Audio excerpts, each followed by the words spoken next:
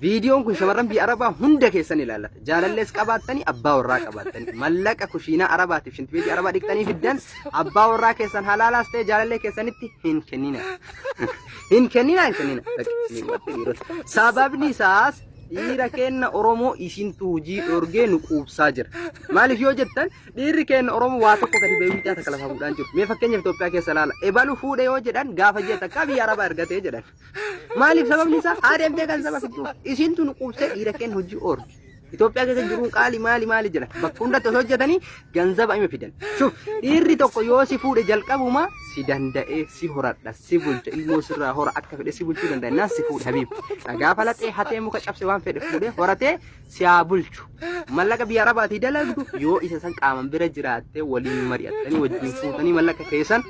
yookaan waan ho'iitiin mana ho'iitiin ijaarratan lafa ho'iitiin bitataniinaan ittiin ergina yoo itti ergitan inni akka waan baqaalaa dhala ofii hojjetee fidee wahiititti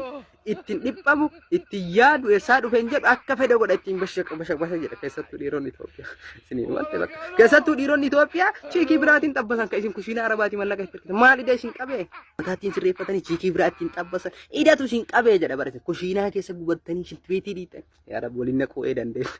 isiniin wante dhiirota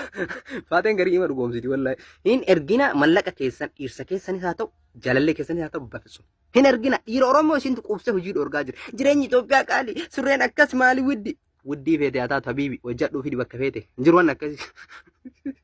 ani hin jenne hin kennina kun dhugaadha bakka dhiirota laa yarhamukum shamarran wallahi kun qoosaa miti dhugaadha mallaqa keessan hin kennina bakka